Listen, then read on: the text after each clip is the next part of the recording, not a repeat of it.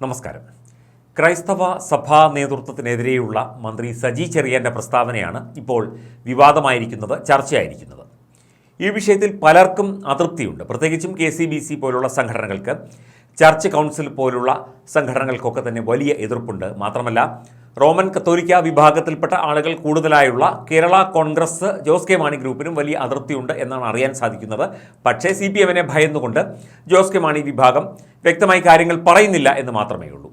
പക്ഷേ മധ്യ കേരള മേഖലയിൽ, പ്രത്യേകിച്ചും കോട്ടയം, അതുപോലെ ഇടുക്കി ജില്ല, എറണാകുളം ജില്ലയുടെ വിവിധ ഭാഗങ്ങൾ, പത്തനംതിട്ട ജില്ല, ഇവിടെയൊക്കെ തന്നെ വലിയ സ്വാധീനമുള്ള റോമൻ കത്തോലിക്ക വിഭാഗത്തിനൊക്കെ തന്നെ ഈ ഒരു പ്രസ്താവനയിൽ അതൃപ്തിയുണ്ട് എന്നാണ് മനസ്സിലാവുന്നത്.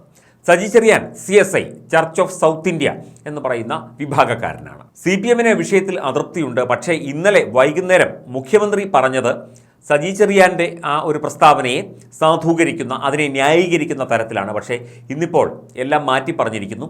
MV ഗോവിന്ദൻ രംഗത്ത് വന്നിരിക്കുന്നു. CPM-ന് വലിയ അതൃപ്തിയാണ് ഈ വിഷയത്തിൽ ഉണ്ടായിരിക്കുന്നത് എന്നാണ് പറയുന്നത്.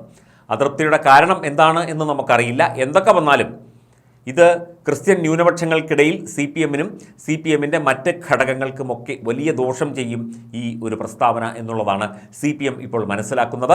സംസ്ഥാന സെക്രട്ടേറിയറ്റിൽ ഈ വിഷയം ചർച്ച ചെയ്യും എന്ന് അറിയിച്ചിട്ടുണ്ട്. ക്രൈസ്തവ സഭാ നേതൃത്വത്തിനെതിരെയുള്ള മന്ത്രി സജി ചെറിയാൻ്റെ പ്രസ്താവനയിൽ CPM ഇപ്പോൾ അതൃപ്തി പ്രകടിപ്പിച്ചിരിക്കുന്നു. പറയാൻ പാടില്ലാത്ത വാക്കുകളാണ് സജി ചെറിയാൻ്റെ ഭാഗത്തു നിന്ന് ഉണ്ടായത് എന്നാണ് പാർട്ടി വിലയിരുത്തൽ.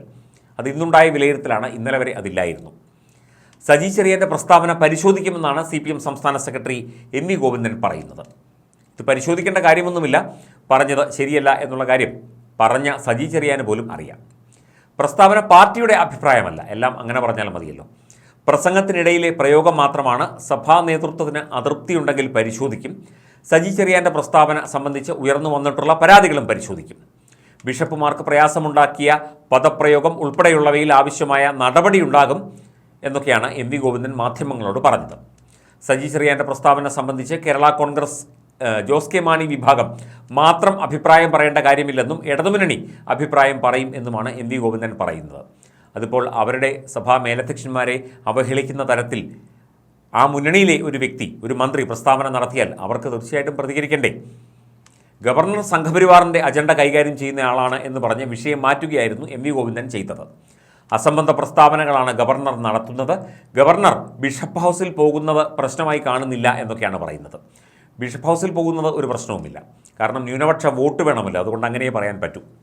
പ്രധാനമന്ത്രി നരേന്ദ്രമോദിയുടെ ഔദ്യോഗിക വസതിയിൽ ക്രിസ്മസ് ദിനത്തിൽ നടത്തിയ വിരുന്നിൽ പങ്കെടുത്ത സഭാ നേതാക്കളെയാണ് സജി ചെറിയാൻ വിമർശിച്ചത്.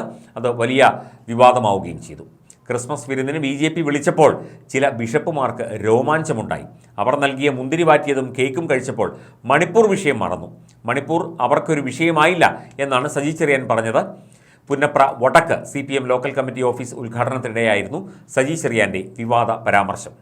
അതിനെയാണ് ഇപ്പോൾ CPM തള്ളിയിരിക്കുന്നത്. ഇന്നലെ വരെ അതിനെ ഒന്ന് തലോടി ന്യായീകരിച്ച് മുഖ്യമന്ത്രി അടക്കം പറഞ്ഞിട്ട് ഇന്നിപ്പോൾ അതിനെ തള്ളുന്നതിൻ്റെ രാഷ്ട്രീയം അരിയാഹാരം കഴിക്കുന്ന ആർക്കും മനസ്സിലാകും എന്നും രാഷ്ട്രീയ നിരീക്ഷകർ വിലയിരുത്തുന്നു.